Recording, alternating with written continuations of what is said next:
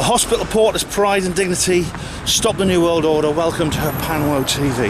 Well, I'm off to Skeptics in the pub again. I'm going to see what promises to be a very, very interesting talk by a man called Dr. Kahn-Harris. So I'll just show you a little bit more about that. So let's look at what we are going to see today. It's denialism. What's the alternative? Oxford Skeptics in the pub. Wednesday, May the 1st, 7:30 p.m. It's a May Day event with all the power that comes from that. Right, so it's Dr. Keith Kahn-Harris. Kahn is spelled K-A-H-N, not like the Pakistani name, K-H-A-N. And this is research scheduled, apparently. I wonder what happened to him before. I'm just looking at the photo now. Oh my God, it's Rasputin. We have a reincarnation of the great Grigory Rasputin, one of the most fascinating individuals in the world. That's going to be good. This is going to be really good. Let's have a look. Right. One of the most challenging and frustrating questions for scientists is how to combat denialism. Holocaust denial, global warming denial, anti-vaxers, 9/11 conspiracism, creationism and more. Oh my God, I'm sure we'll get along like a house on fire. I'm sure you'll agree. Debunking denialist claims is essential, yet also rarely effective. Oh. We are now living in a world where even the most apparently basic truths are routinely contested. He doesn't mention flat Earth. I'm sure that will come up this evening. Right. In this talk, Keith Kahn-Harris, the author of Denial, the Unspeakable Truth, argues that to really understand denialism, I think it's to understand really. Let's get some proper grammar here, guys. Or really to understand. We have to face up to what he calls the denier's alternative. Denialism emerges when this alternative is so unspeakable that denialism becomes a preferable option. What the hell does that mean? I don't know. I'm sure he'll explain. Anyway, the denier's alternative, yeah. Okay, in thinking about how to combat denialism, we also have to consider whether a world without it might not be a truth-filled utopia, but something even worse.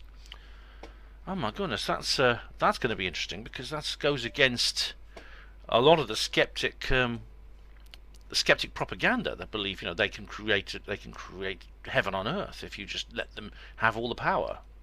Like Marxist skeptics, and there's a lot of crossover between the two as well. All you need is proper science and reason, and not disbelieving in Bigfoot and things like that, and all the problems of the world will be solved. Anyway, Dr. Keith Kahn-Harris is a sociologist and writer. Denial, the Unspeakable Truth, is his 5th book. His badly designed website can be found at kahnharris.org. I'll just have a look at his website now. Oh, it's just let's have a look. It's not that badly designed. It's just it's basic, informative. Here we go.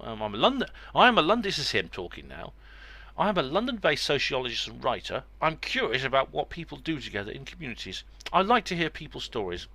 I'm also reincarnated from a Russian monk. No, he's not. He's not really Rasputin. He just looks a little bit like that. So he looks interesting. He's got some other books here, such as The Uncivil War, My Impossible Books, an introduction.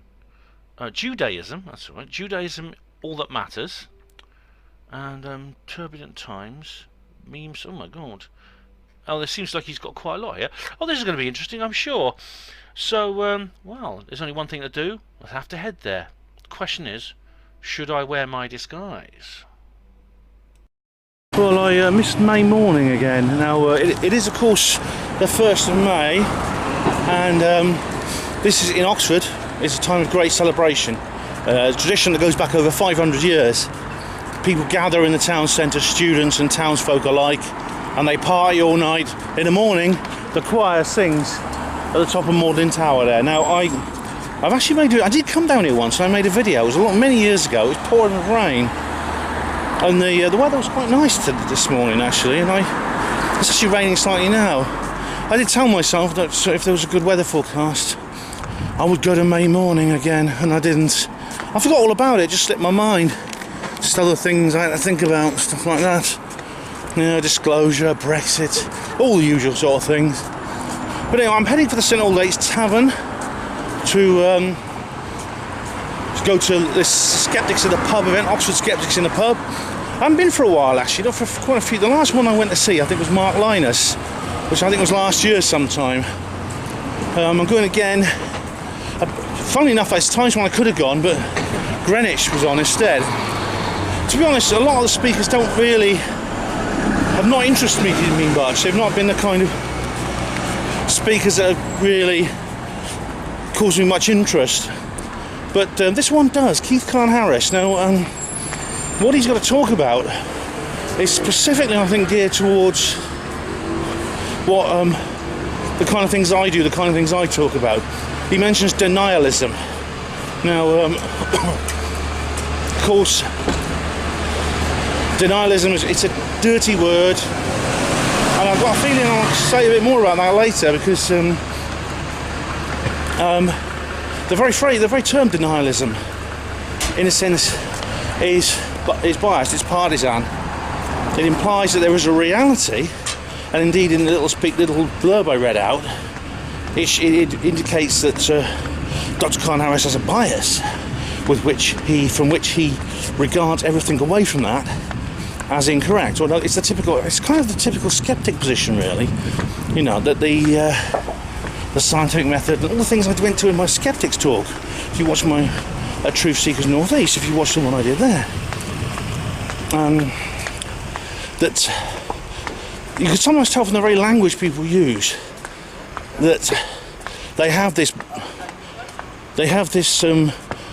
lack of introspection, as I talk about in my skeptics talk, in my Truth Seekers Northeast video. Or maybe I'll put a link in the description box to that.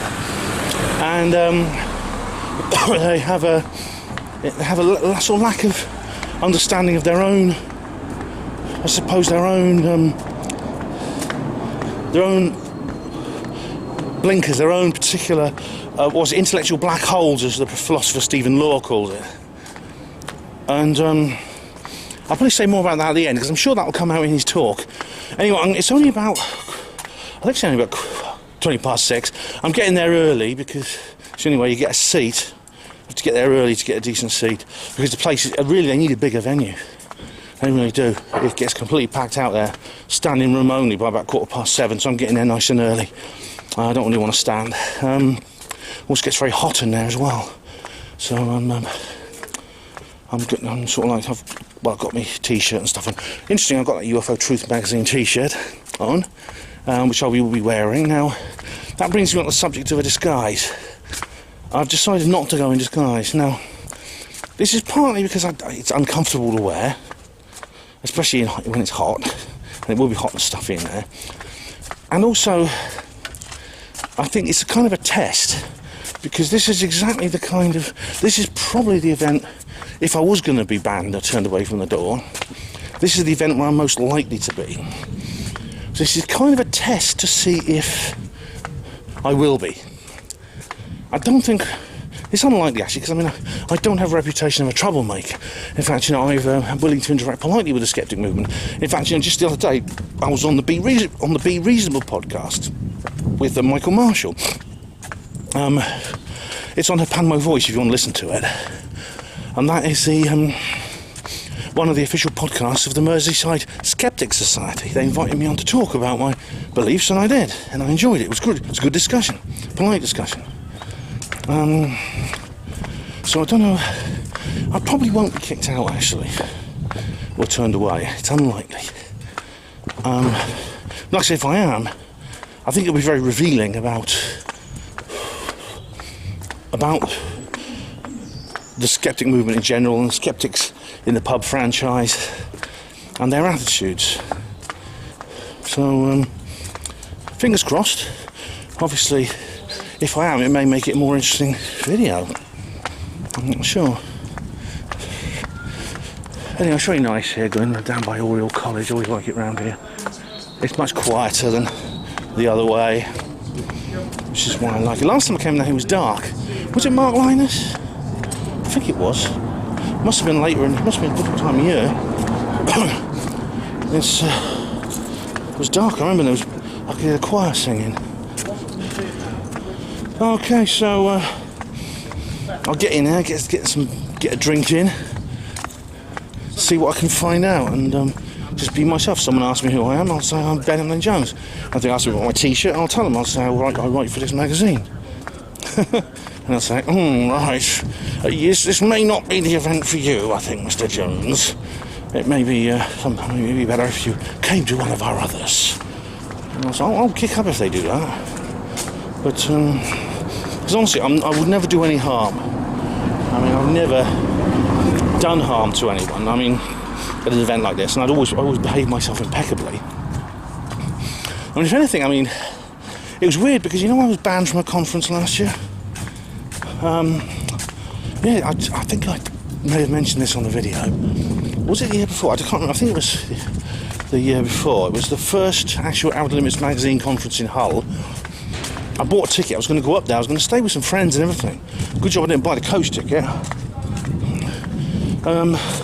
They banned me because the anti-Larry Warren cult were going to be there. And so they decided... I mean, they actually approached... What happened was the organiser approached me on the matter and said... Actually, I'll put a link in the description box of the video I made with Tino Megaro about it, because I did make a video all telling all about the details. Basically, he said, look, that Sasha Christie and the others are going to be there. I don't want any trouble, Ben. I said, look, I won't be any trouble at all. None at all. Perhaps you could approach them and ask them the same. And I'm just suggesting, I'm suggesting an unconditional 24-hour ceasefire, basically, just so we can all enjoy the conference. That's what I said. Then he wrote back to me and said, Ben, I'm sorry, I'm returning your fee. You cannot attend this conference. Please do not attend this conference. That was it. Banned. And I'm like, he said, well, they bought their tickets first, so what? I approached him in good faith. And I said, I guaranteed my good behaviour. And I got banned. It's the only time I've ever been banned from an event. It's fun. I mean, I've never caused trouble. Like I say, if anything, if there's any criticism one could make of me in the conference circuit, is that sometimes I get a little bit manic, perhaps over-exuberant. I become I get a bit over the top with my enthusiasm and my fervour, because it's just a bit intoxicating, and that's all you could say about it. Most people don't mind that. For most people, it's fun. I'm like the life and soul of the party kind of person at a conference. I really get into it. I get quite down. If it's a good conference and it ends, I get the old post-pro blues, which I've talked about before. This is a lovely place here. Look, that's typical Oxford. All this, it's beautiful. That's a high street over there. So I don't want that to happen. I don't want to be banned. I mean, especially when I've done no harm to anyone. Anyway, there's a video I made with Tino Megaro. I'll put a link into the description box if I remember to. If not, you can find it. It's cool. It's actually on her Panwo Voice. It's part of my Larry Warren research project. And I do a big long interview with Tino, explaining exactly what happened in Hull, how I was banned from going. Oh, no, it probably won't happen. I'll let you know, of course, if it does. Okay, I'm nearly there now, so, well, eyes down, as they say in the bingo.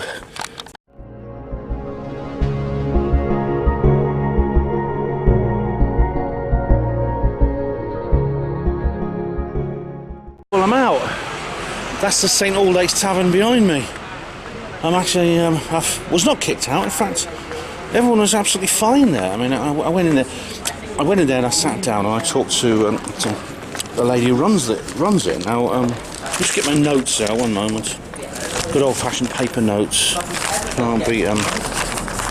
Nice. Behind the thing, getting flamed. Yeah, bear with me, ladies and gentlemen. Now, this lecture, as I said, was called "Denialism: What's the Alternative?" And it was intriguing, actually. It was intriguing. First of all, let me go into the basics. I got in there and I went to the upstairs room, and no trouble at all. I went in there, and I got there early because, as I said, I needed to get a seat. But the place never filled up. It was 25 past 7. I looked around, still loads of empty seats. So it looks as if attendance has dropped since I last went there. And it was Mark Liner, so it could be the speaker, it could be the ones I went to, because literally they hold one every month, and I've only been, and they've been running about 5 years, and I've only been to about 4 of them, so maybe it just happens to be the kind of speaker they got. But the speaker was he was intriguing, actually, I must say, he was intriguing. But I got in there, and when he turned up, and like I say, he's this big guy. As I said earlier, he looks like old Rasputin. He's got this big beard, but he talks in this sort of like Essex accent. You know, he's not sort of Russian or anything like that. And so he did his talk about, and he started off by talking about various things. Instantly, there was a guy next to me. It seems like I was a bit worried. Like I said, I wasn't kicked out. You know, I had this t-shirt on and everyone could see me. And Heather recognised me, I know. Heather's the lady who runs it. She's actually... I had a long conversation with her last time. I think she recognised me. She's a very jolly, outgoing, very likeable young woman. And we had a discussion about skeptic conferences and things like that. I talked about TAM London and things like that, and she talked about QED, and because we're both involved in the skeptic media and skeptic culture. Her as an insider, me as an outsider, but surprising how similar our experiences are. But anyway, going back to the talk by Dr. Kahn-Harris. He talks about denialism. Now he says denialism is a clumsy term, but it's the one everyone uses. And he put up a list of things that people are denialists about, which were the Holocaust, AIDS, climate change. He had a picture of Christine Maggiori's book, interestingly, as his tableau for the so-called AIDS denialism. Climate change, evolution. I don't know if he didn't have any more at the beginning, but he did mention other things such as Sandy Hook and 9/11, but I'll come to those in a minute. But he started off with Trump's famous tweet about climate change, saying Trump tweeted that climate change is just a Chinese hoax designed to just cripple American industry. He's wrong about the Chinese bit and American industry specifically being targeted, but I think he's right about the rest of it. But anyway, now there's something I'm going to have to look up when I get home. This is, he talks about the triumph of denialism, and in a sense, denial, or the difference between denial and denialism. And that's complicated, and he provided some quotes which I didn't have time to write down and couldn't record in any other way. So I'll probably have to do another segment of this at home. So I'll just put in a natural break here so that I can insert that scene later. Okay, obviously you must know by now, seeing as I've made references to May Day, that this video was shot quite a long time before I uploaded it. In fact, it's now mid-June, so that's a long time. So I couldn't find the page I'm referring to here, but I just googled Dr. Keith Kahn-Harris denialism versus denial, and I came up with this article here from the Guardian. And I can't really do the silly voice because it's actually written by Dr. Kahn-Harris himself, and he doesn't talk like that. And as you can see, I've been spammed extra there. That served me right for ego surfing. But there's just one little quote here. It's a very long article, actually. Yeah, it's called "Denialism: What Drives People to Reject the Truth." And as I've said elsewhere in that film, you know, it's beginning with the premise that we are irrational and what we believe runs contrary to factual evidence. Again, that's the premise of his entire talk. But I don't want to repeat myself because I've already had a rant about that, I think, in the previous segments. But anyway, there's a little quote here. This is a very long read indeed, but it says here: denialism is an expansion and intensification of denial. At root, denial and denialism are simply a subset of the many ways humans have developed to use language and to deceive others and themselves. Denial can be as simple as refusing to accept that someone else is speaking truthfully. Denial can be as unfathomable as the multiple ways we avoid acknowledging our weaknesses and secret desires. Denialism is more than just another manifestation of the humdrum intricacies of our deceptions and our self-deceptions. It represents the transformation of the everyday practice of denial into a whole new way of seeing the world, and most important, a collective accomplishment. Denial is furtive and routine. Denialism is combative and extraordinary. Denial hides from the truth. Denialism builds a new and better truth. So, and he goes on here. In recent years, the term has been used to describe a number of fields of scholarship, quote unquote, whose scholars engage in the audacious project of holding back against seemingly unsurmountable odds the findings of an avalanche of research. They argue that the Holocaust never happened. See, I mean, I've probably made this point already, but he lumps in Holocaust denial, that is, a belief that the Holocaust never happened, with man-made, those who question anthropogenic climate change and things to do with vaccines. So in other words, I don't want to repeat myself, but that is just a form of rhetoric. It's a form of it's actually a form of ad hominem. It's poisoning the well. It's a way of smearing people you don't agree with. I mean, I personally do not believe the Holocaust was faked. I think it did happen. Nazis did kill vast numbers of people, and they blamed the Jews. So why not kill the Jews? They killed disabled people before the war.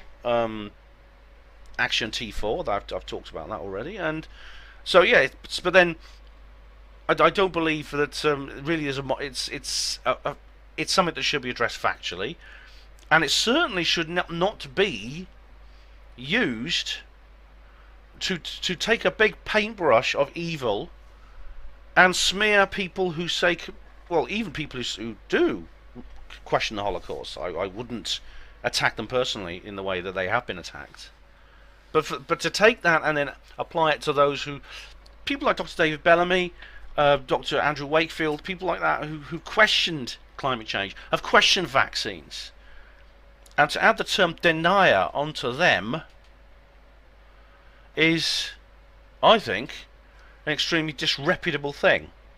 It's anti-intellectual, and it's an attempt at, just as I said before, you replace rhetoric with argument because you don't have an argument.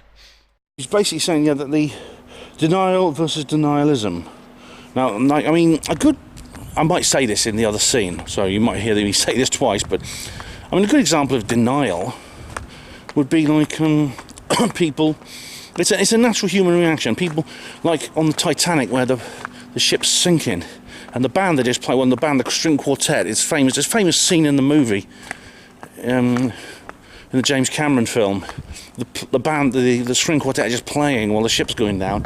Everyone's panicking to get into lifeboats, and that's a kind of example of denial. It's a natural human instinct, and interestingly, it's denial that makes the case for a lot of things that I talk about more valid, and it demolishes people like Dr. Robert Grimes, another Oxford guy, who talked about, I mean, I mentioned this in other videos about this statistician who said that conspiracy theory is impossible because too many people would have to know, etc.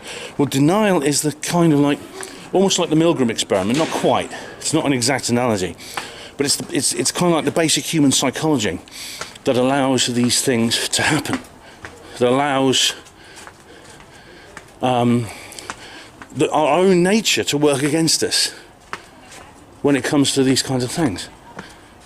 I don't know what that's why that is, I don't know.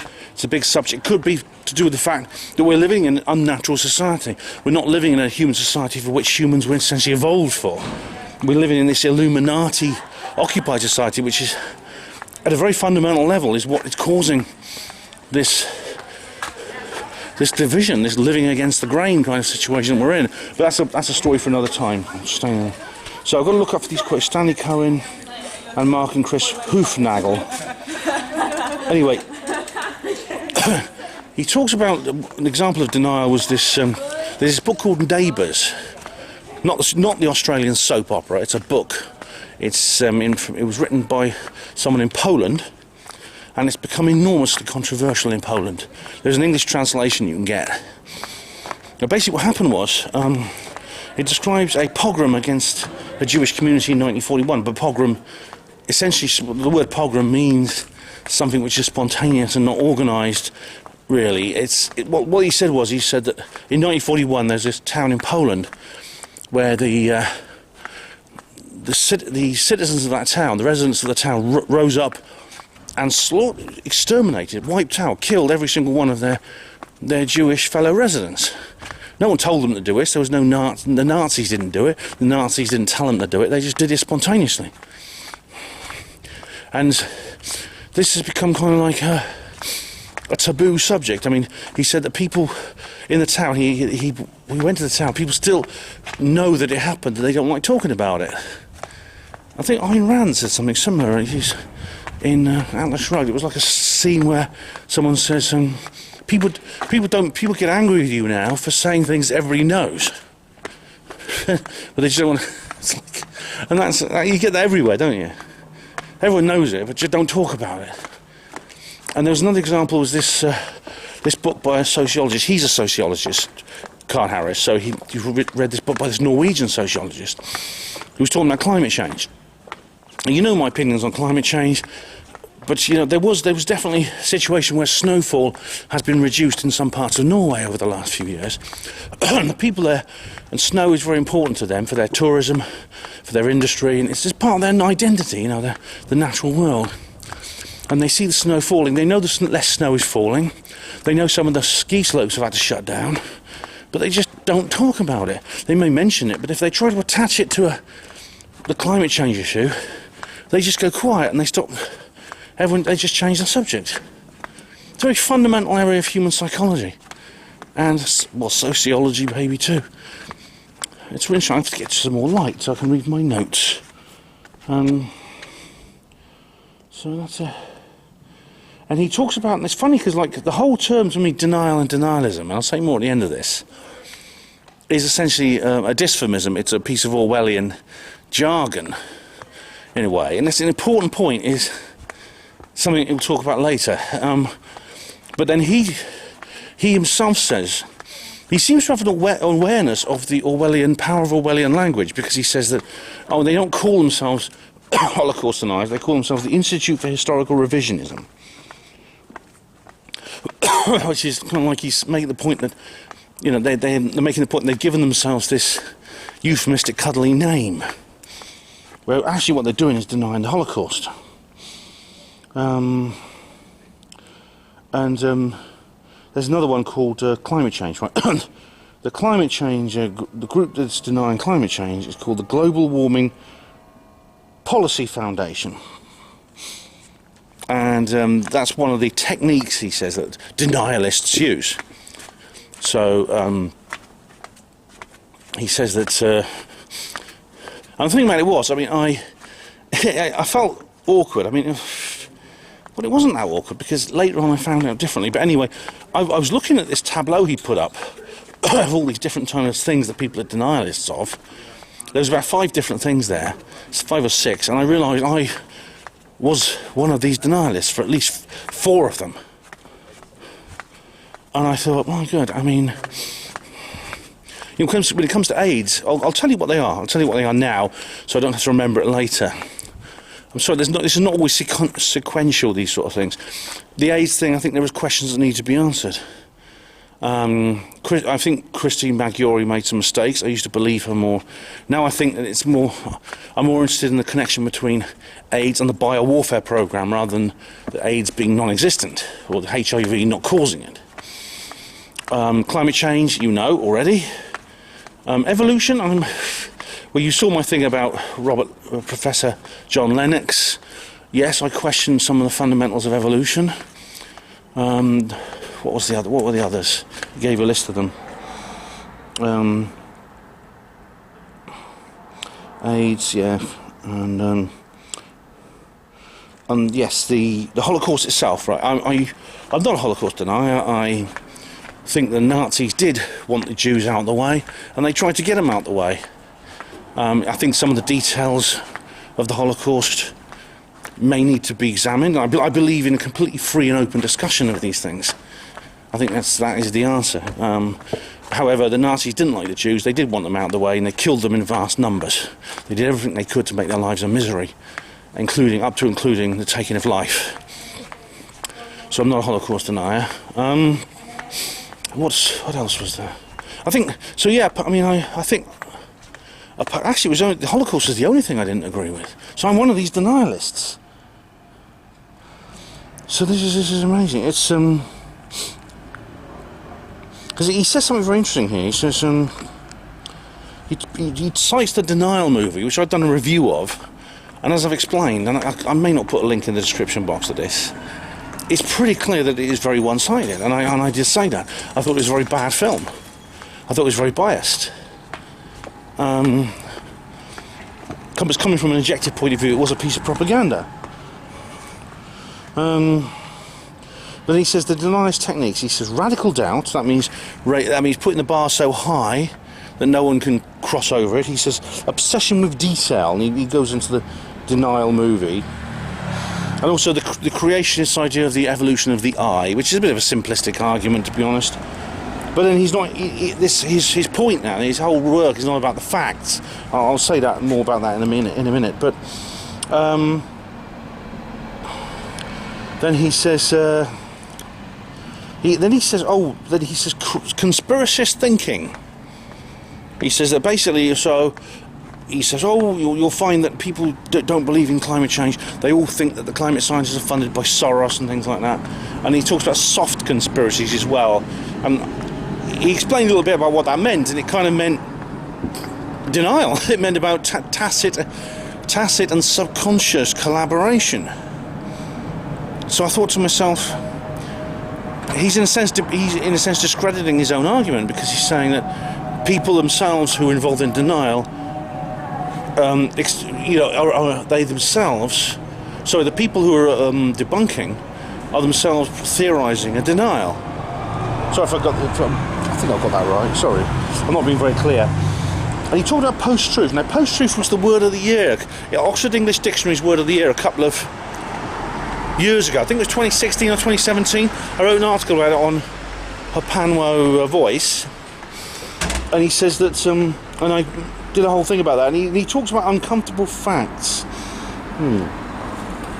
Now he says there's very little point talking about the truth. Now again, he's coming from. This is another thing I'll make now, so I don't have to remember it. His talk is not about whether something is true or not. He's not talking about whether 9/11 was an inside job or not. He's not talking about whether the Holocaust happened. He's not talking about whether climate change is caused by man-made carbon emissions. He's starting from the premise that these things are real, and that people disagree with them out of some psychological phenomenon which he calls denial, or nefarious actions of certain people which he calls denialism. He just explain the difference between the two things. Well, so the point is he's starting from the premise that the lists of things he says people are in denial and denialism about, denial about are not true, and the things that people denialists say are false. Therefore, why do people believe in him? In this way, he's just like Professor Karen Douglas, who was at Greenwich Skeptics in the pub, remember? He's exactly like her. He says, that sometimes uncomfortable facts come up. Like in 1964, people found out the General Medical Officer's report said that smoking caused all kinds of diseases, and the tobacco industry tried to cover it up. Well, I've covered that in my film about... Did you see my review of Merchants of Doubt? Oh, God, I've got all these different references. Can I put links in the description box to all of them? I doubt it. And he says that in 1970... climate change, there was reports about how climate change was caused by carbon emissions. The oil industry didn't like it. And of course in 1859 Charles Darwin published Origin of the Species, and nobody liked it. It was absolute mayhem, especially here in Oxford. There was William Wilberforce and Soapy Sam, the famous debate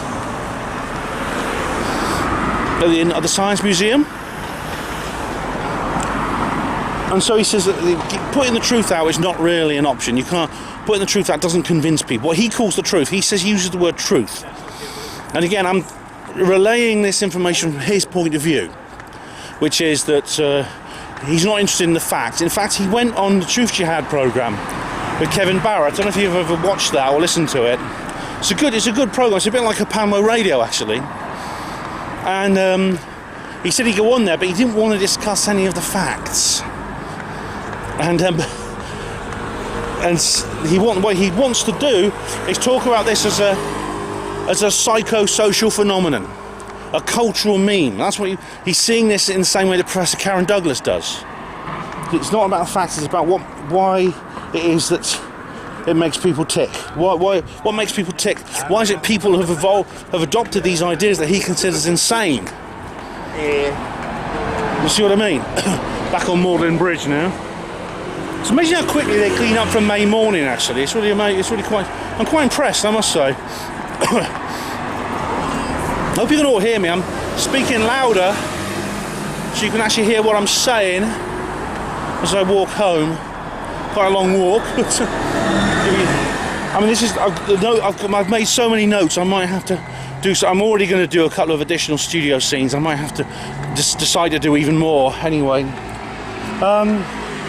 Then we come on to the Gap. The Gap, right. It's time, ladies and gentlemen, once again.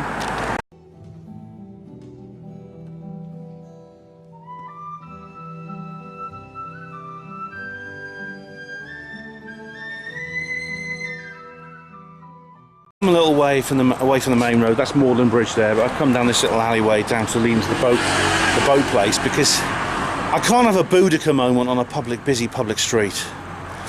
But he talks about Julius Caesar and his report on the Gallic Wars. Now, if you read his report on the Gallic Wars, it's quite incredible, because Julius Caesar was talking about his policy of moving in on these people called the Arborex tribe, and just killing. He said he wanted to kill the people, destroy the buildings, and destroy the farms, kill all the farm animals. And he said that was what was necessary to be done. And Dr. Kahn-Harris said, that's the difference between those days and this one's, because people don't do that anymore. He thinks that we may be going back into the cycle into another direction, but he says that never happens now. He says that now we dress it up in other forms. For example, what he's talking about is genocide, but of course we call that genocide now. Julius Caesar, that word didn't exist in Latin, even though I believe it's a Latin or Greek derived word. It's post-Latin or Greek derived word, but it was not used. They didn't even have the concept. They did what they felt was needed to be done to preserve and extend Roman rule. There was no moral. They had no moral problems. I mean, there were Roman thinkers who did question the morality of the whole thing, but certainly not Caesar. He was a complete psychopath, and there's evidence to suggest that he was an alien. I mean, I've written an article about how the images of him indicate he might have been part extraterrestrial. Maybe he was reptilian. But this is where the Illuminati, in a sense, has changed its strategy. They don't talk openly now. They talk covertly. At the time of the Boudica Rebellion, in a sense, maybe it was much easier for Boudica, because she knew what the enemy wanted, because they said what they wanted, and Kahn-Harris would understand this. And so in a sense you knew it was easier to fight the Romans than it is now. I mean, you may say, well, Ben, we don't have to get swords out and things like that, and no, but there's a part of me that wishes we could. There's a part of me that wishes it was that simple. I think even a battle where I could end up being killed or maimed with a sword or a Roman spear, you get it all over with in one go. You roll your dice, but what we have now, what the Illuminati are doing to us now, is this long drawn out soft kill. and maybe that's worse.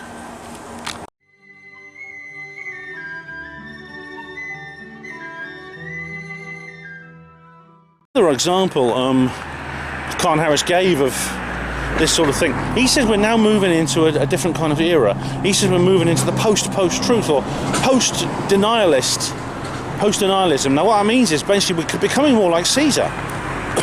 People are saying what they want. Ann Coulter says, she made a statement about the Christian way, and she said that everything that is against climate change is what is stated in the Bible, because the Bible said that the earth belongs to people to use as they wish. And that's what we're doing. And if it's the wrong thing to do from the scientific point of view, that is relating to climate change and things like that, well, too bad, because that's what it says in the Bible. So what he's saying is Ann Coulter has a level of honesty that you don't actually see since the time of Caesar. I thought that was very interesting. That's a very interesting perspective, actually. It really is. This is where we come into the post-denialism state, because he mentions the people like Andrew Anglin. I mean, I'm not a fan of his, but he's talking about how Holocaust denialism is a ploy. I don't think it is. I think for most people, I mean, people like Dr. Nick Colostrum, it's a legitimate, it's not a ploy at all. It's something that they take very seriously. Whether you agree with them or not, they are saying, you know, we've been lied to about history. I don't think nothing I say is a ploy. I can promise you that. And there's also, he talks about the erosion of denialistic discipline. So he says that many of the denialists are very, very single-minded, and they present a united front. And he mentions what he calls, he didn't use the word denial, but he talks about 9/11 conspiracies. Oh, here we go. Here we go. He said, the 9/11 truthers can't make their minds up, were there planes or were there no planes. Some people were saying there were no floors in the World Trade Center, and the whole thing was just a stage set, or it was a Tesla tower or something, and there were no floors in there. And that floors like is in storage, you know, office floors where the lifts go to and things like that. Well, that's certainly that's definitely straw manning the 9/11 truth movement, because the bell's going. What time is it? 10 o'clock. All right. That's straw manning them totally. However,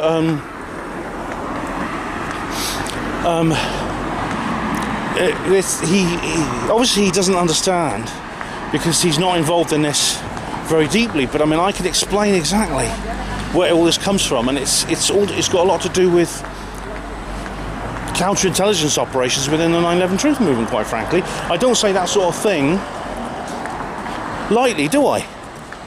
I don't say those sort of things lightly. But that's what it is. That's exactly what it is. It's like the stuff about Dr. Judy Wood and stuff like that. It's all about you know. There's some of the people, not all of them, but some of them who disbelieve her, even though she's essentially been proved right.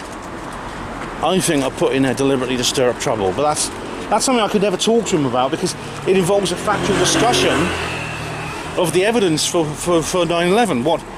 Who did it, how they did it, and what was their purpose. Now I got a copy of his book. I'll show you the book now. All right, I bought a copy. It's only £10. Here we go. The book, Denial: The Unspeakable Truth. I want to show what denialism seeks to prevent: the exposure of dark desire. It is only when we look directly at this darkness that we can truly grasp why it's so unspeakable. I suppose that's a quote by the author there. Who's the publisher then? The publisher is Notting Hill Editions. I have to look them up. I mean, it could be, see, people often ask me about the Oldest Press, this company that publishes my book, and I sort of say, well, Ben, who are these people? Who's the Oldest Press that's publishing your stuff? And I have to confess at that point, the Oldest Press is actually my own imprint. It's a small business I set up myself.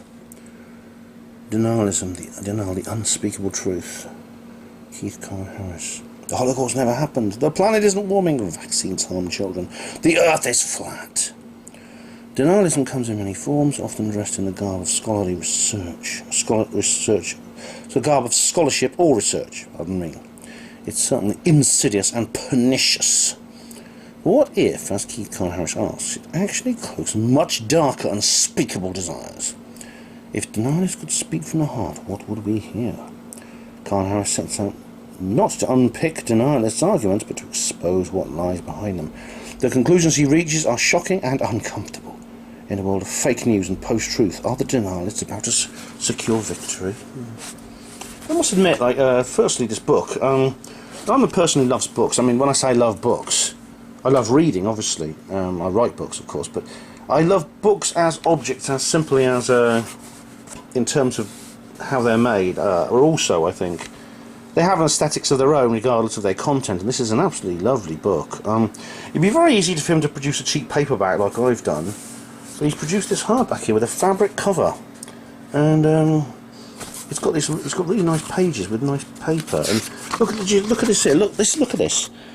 The red ink there with the black print, and look at the opening A there, the illustrated, the illuminated opening letter there, and that's a lovely font as well, or typeface as they call it. It's absolutely beautiful. And look, it's got like a little. I'll show you what it's got in the middle. It's got all these little bookmark, these bookmark ribbons. You know, it actually reminds me of an old prayer book you get in a church. Brown fabric. I've actually smelt it. You smell it. It's got a lovely smell to it. I mean, you can't smell it, unfortunately. I have smelled it. It's got a lovely, musty sort of smell to it. These books tend to have. So I must say, it's a nice book. I've not read it yet, but it's a well-designed book. And he didn't need to go to that kind of trouble to. He didn't need to produce a book like this. This guy, he could have just simply done what I did and just produced a standard print-on-demand paperback. But for some reason, he's gone and produced this lovely fabric-covered hardback. Really well. Look at the typeface and everything, and the paragraphs. It's all really, really well put together. Very, very nice piece of book design there. Look at that. Look at that dark brown. Oh, look at red ink, black ink. Oh, yeah. So yeah, I think it's worth having just for that. We're talking about free speech, and his position on free speech, I think that's the part I most disagree with him on, actually. He says that he's not in favour of allowing Holocaust revisionists, or Holocaust deniers as he call them, any kind of public platform, and he says because they're not into he says, it's not free speech, he says, because their very purpose is not free. The very things they say is not free speech. Again, that's coming from his position and his essentialism about the whole issue. I'm not talking specifically about the Holocaust, all the things he talks about, which is the factual issues have been worked out by so-called proper science. But he says he would be willing to debate, however difficult it was, because he's Jewish himself. He would be willing to debate David Irving if David Irving would put a case across for exterminating the Jewish people from the world. He said if that happened, I would debate that, because that would be a different matter. That would be free speech. He'd find it very difficult, but he said, explain to me why I and all my people have to be killed. I think that's a bad point, actually. I really do. I mean, whatever the rights and wrongs of the whole thing, simply saying, well, it's not free speech because it's denialism, is starting with an a priori position that the factual issues have been worked out. And to make that the basis of no platforming is incorrect. And this comes back in the Q&A. Now, I broke a rule. I always say it's skeptics in the pubs, I keep my mouth shut and I do not contribute. Well, as soon as I thought, well, I come without my disguise, what the hell? I said, I've gone the wrong way. Oh, bloody hell. Oh, I get so wrapped up in this thing. Sorry, I can still get home from here. This is my hometown, believe it or not. Where were we? Yeah. So I said, he was talking about how there was denialism within Brexit that moved on to the Brexit debate among Brexiteers that moved on to post-denialism. So what he said was, originally Brexiteers, I could tell he's a Ramoner when he says that, the way he talks. Originally, Brexiteers were saying, "Oh, there's nothing to worry about from a no-deal Brexit. It's all a big scam." And then that changed to, "Yes, a no-deal Brexit will be terribly, terribly destructive. However, it's a price worth paying." It's simply the way the empire. It's something that all empires do. They put these minefields around any province that wants to get out. And of course, it's going to be disastrous. They're going to give us a punishment beating. And I've made points like this, and I admit that is a possibility. But it's a price worth paying for our freedom. And I put my hand up and I says, yes, but there is post-denialism on the Ramona side. I didn't use the word Ramona, but on the pro-EU side. And I poked my hand up and I said to him, look, I says, it's the same the other way around. I said, because there are post-denialists on the Leave side who say things, and as I've pointed out, they've said, yes, there was a referendum in 2016, we all agreed to the rules, we all took part, but one side lost, and some of the people on the side that lost are saying, we don't care, just roll it back. Make the 2016 referendum null and void, because it's going to destroy the country, it's going to destroy our relationship with Europe, etc., etc. There'll be zombies running through the streets and all the other things, Godzilla rising from the sea. So therefore, simply make the 2016 referendum null and void. Just pretend, cancel it, and pretend that it never happened. And that is another example of what he calls post-denialism, where people start being honest about, like Caesar, being honest about their intentions. After this gap, as he calls it, the gap between what their intentions are and what is publicly acceptable for them to say. And that's true, but it's a good thing. As I've explained before, the gloves coming off are a bloody good thing. And we see it in other places as well. It's like, it's a funny thing is, it's a funny thing that you get like, there's both, there's Holocaust, the thing is the Holocaust denial thing, like you can get to jail in some countries for it. Like David Irving was put in jail in Austria. Nick Colostrum was kicked out of his job, like I said. But then there's the left wing equivalent of this would be you get in trouble for not denying the Holocaust. And that takes me back to my video about the South African farms and the fact that they're trying to exterminate the white people.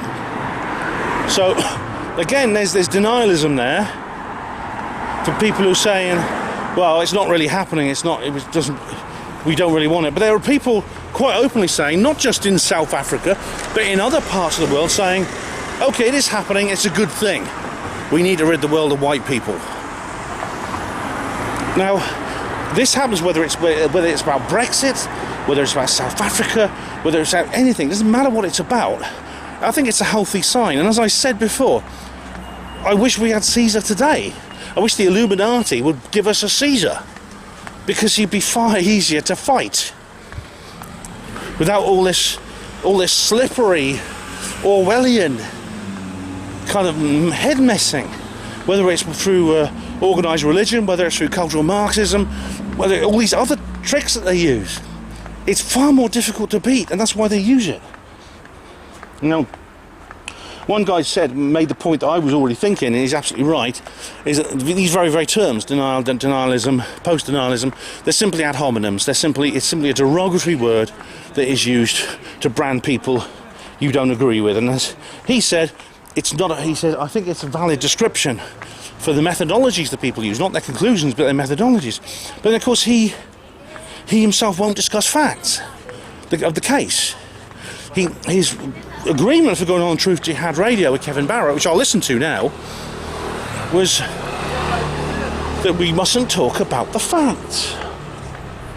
And the funny thing is, like he said, Barrett broke that rule, and it made him doubt himself. He doubted himself. So I'm going a long way around because it's quiet around here. This is where I went last time. It made him doubt himself, because what happened was Barrett brought up. He said, "Oh, there was this thing where, the CIA had this plan to take planes and crash them, and blame it on Cuba in 1961." And he said, "Well, that's just like 9/11." And when I heard that, I didn't know. I couldn't deny it. I couldn't doubt that, you see.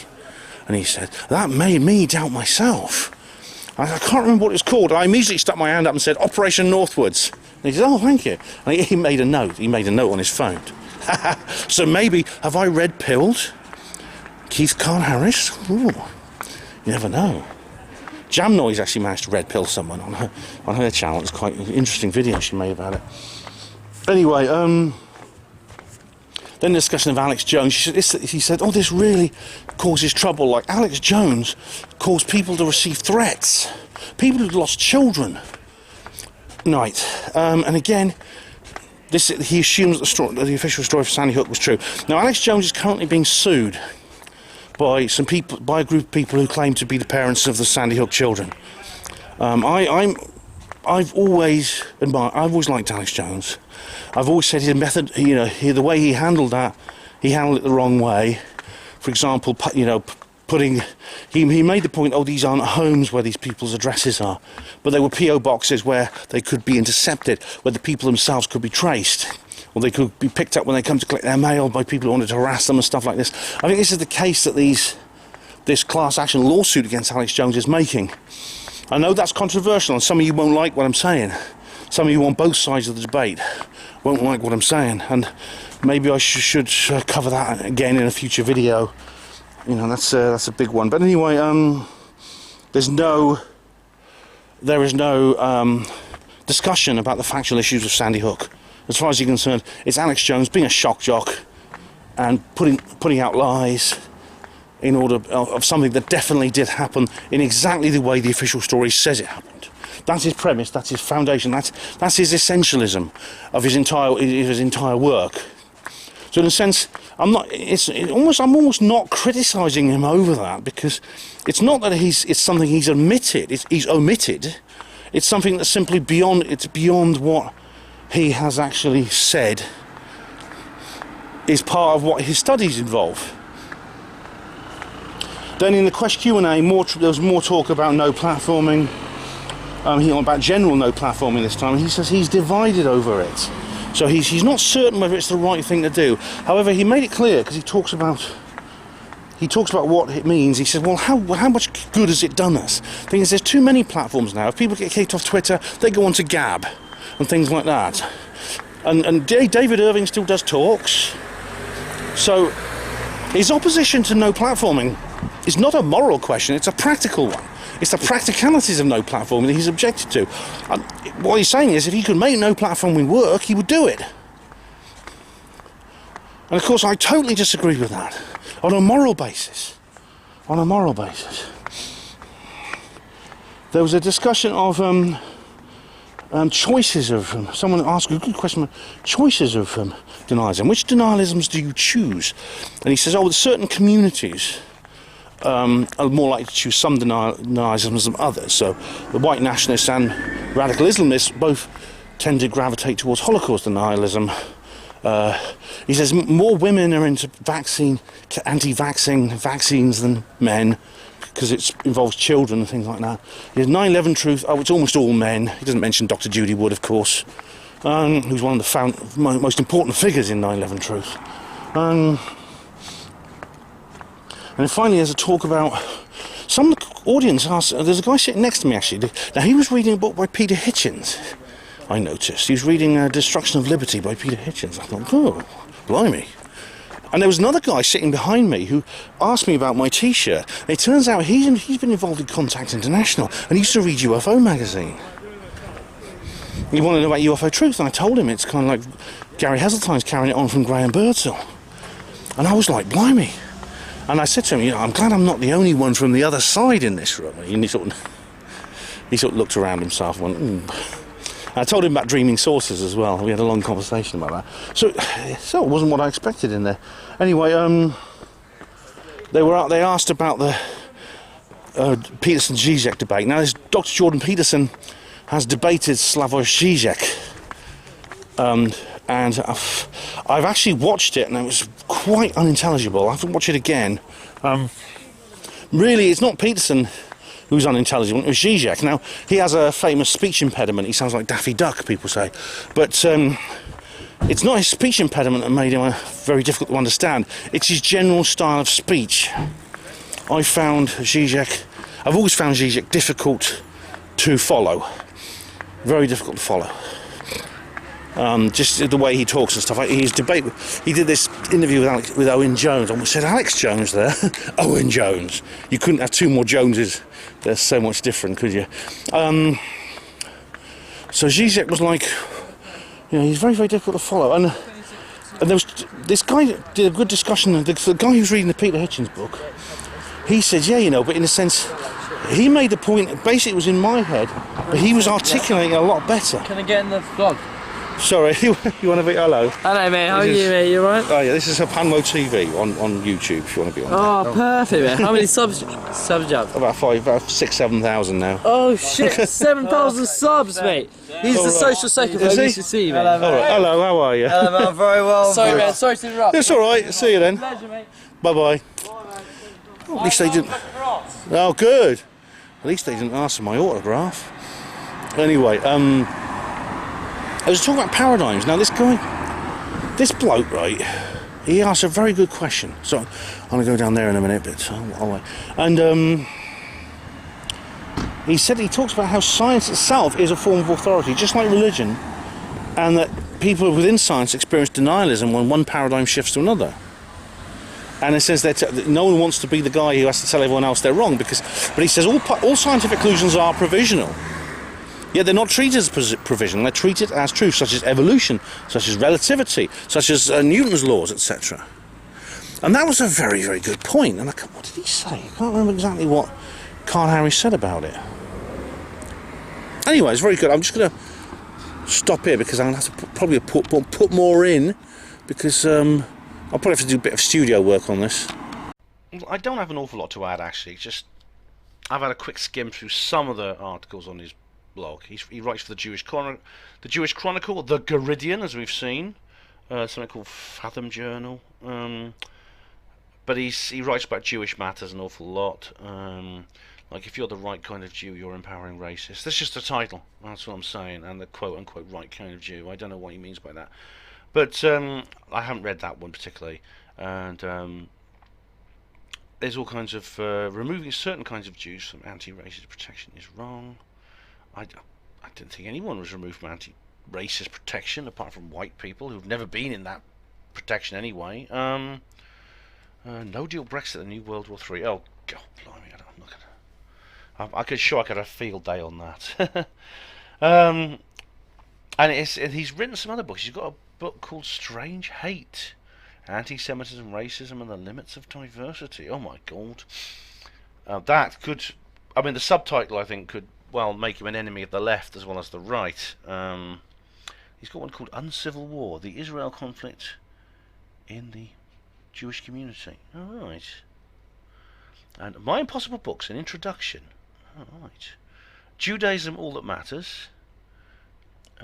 Turbulent Times, the British Jewish Community Today. So there's an awful lot here to read. But if you actually want to look up at what Dr. Kahn-Harris is saying, well, there's his website there, www.kahnharris.org, and you can check him out for yourself. I will probably watch one or two of these, or read one or two of these, but probably I've got a feeling that the material they covered would require an entire new video. And I think this video is simply about dealing with what he talked about that night on the 1st of May in Oxford Skeptics in the pub. So, thank you very much for watching Panwo TV. Hospital porters, pride and dignity. Stop the New World Order.